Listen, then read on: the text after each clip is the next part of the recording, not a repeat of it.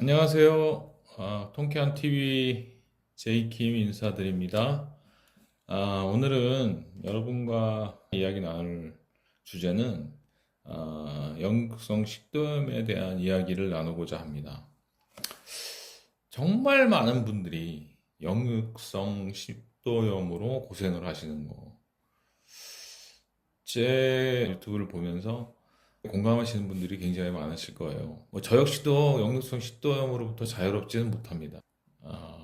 역류성 식도염이 생기는 이유가 여러 가지 원인들이 있는데 그 중에 가장 주요한 이유는 스트레스입니다. 스트레스가 만들어내는 게 위장의 복만증이에요. 네, 복압을 만들죠.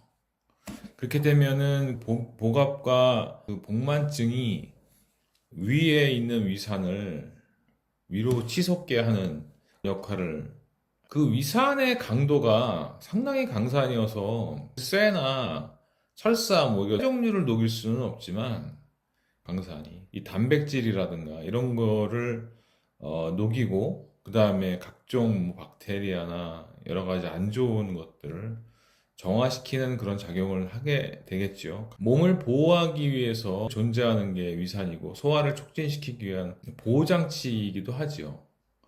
그런데 그것이 또 과다하게 배출될 경우에는 사실 굉장히 좀 어렵잖아요. 그 삶이 힘들고 가슴도 아프고 또 음식 먹는 것부터 쉽지 않은 시간들을 보내게 됩니다. 각종 통증에 시달리게 되고요.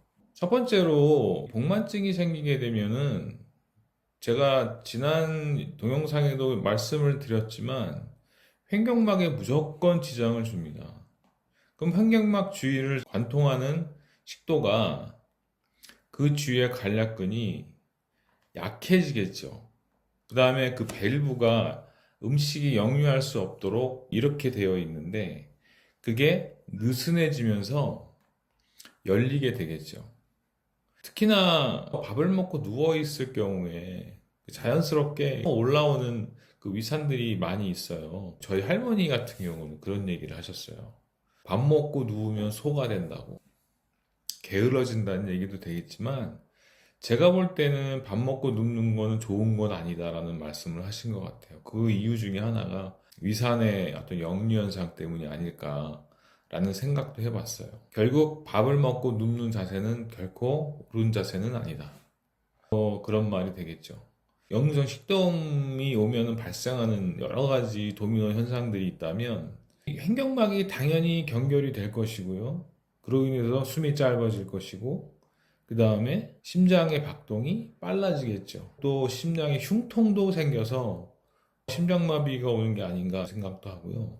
심장에 자극이 오기 때문에 이 팔의 그 외측, 말하자면 골프 엘보우 쪽으로, 요쪽으로, 이 안쪽으로요, 그 통증이 방사되는 경우도 있습니다.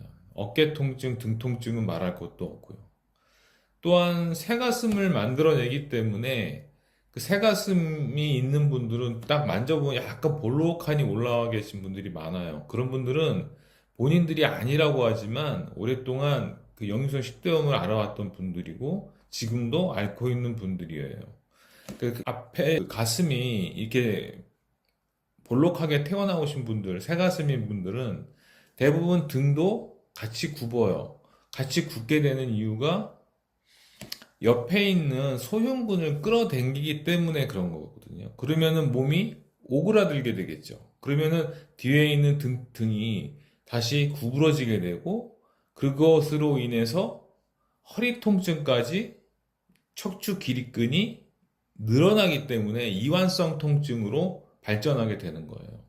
그래서 허리 아프신 분들 중에 역류성 식도염을 앓고 계신 분들도 굉장히 많아요. 그래서 어깨 통증이라든가 목 통증 당연히 있겠죠. 등이 휘었기 때문에 거북목도 생길 수가 있는 거고요. 그 다음에 흉쇄 유돌근이 굳어버리면 당연히 두통도 오고 눈에 안압도 오게 됩니다.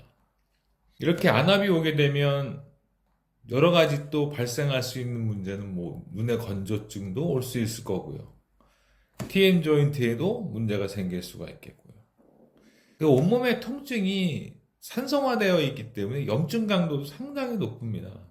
또 하나의 특징 중에 하나는 변을 보면 배는 아프고 화장실은 가고 싶고 변은 보고 싶은데 나오지를 않아요.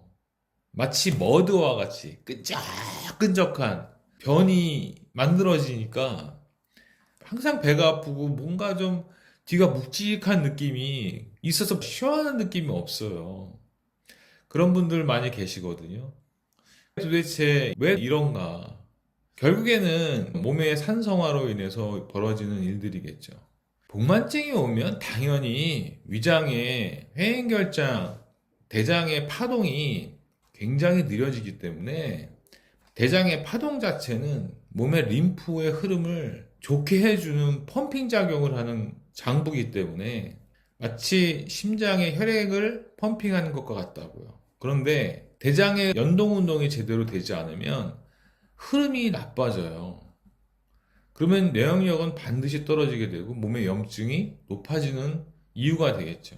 그리고 식도로 계속 올라가게 되면 식도에 문제가 생기고 식도에 문제가 생기게 되면 목이 쉰다거나 뭐 기침을 많이 한다거나 여러 가지 작용들이 일어나겠죠. 그런 것들을 고려해 볼 때 역류성 식도염을 치료하는 혈자리가 있습니다. 그 혈자리 두 개는 상향과 여태라는 자리인데 여태는 위장의 정혈이고 상향은 대장의 정혈이에요. 이 두 손가락만 갖다 대거나 3분 정도 문질러 주거나 자석을 붙인다거나 침을 놓으면 좋겠죠.